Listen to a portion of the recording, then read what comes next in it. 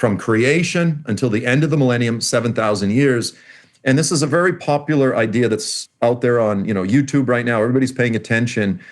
And there's a handful of other passages that seem to affirm this, that at the end of the 6,000th year, which we're coming up to, which also coincides with 2,000 years after the death, burial, resurrection, and ascension of Yeshua, that coincides, the end of the 6,000 year is the beginning of the millennium. And so interestingly, look, when it comes to chronology and stuff, there's a few periods of history that are a little controversial where we may have lost some years and this type of thing. There's the Jewish calendar, there's the Gregorian calendar that we follow. But here's the thing. Scholars are up, they debate when Yeshua was crucified. When was that? Was it 30 or was it 33 AD? And so if it's 30, then, if our calendars are all right, we're coming up on, 2030.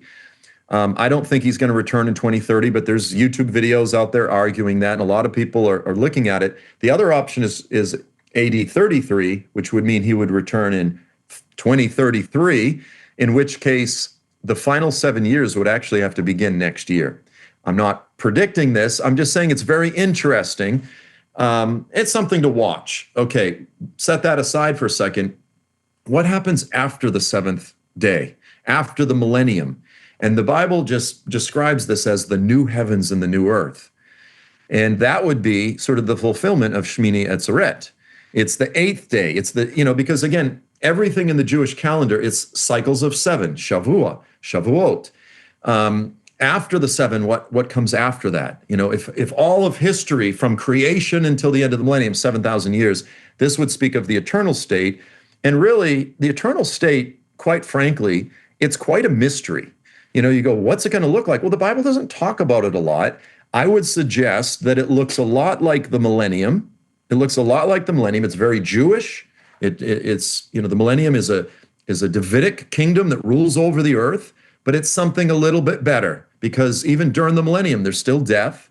There's even a rebellion at the end, but in the eternal state, things are absolutely perfect. And there's no more temple. In the last episode, we talked a lot about the temple. There will be a temple during the millennium, but in the eternal state, there is no temple because God himself is fully present and he is the temple. So it's interesting. This is a very interesting thing to discuss. Admittedly, there's some speculation here because the Bible doesn't really fill in all of the gaps. And so we do need to be careful, but it's, as I said, very fascinating.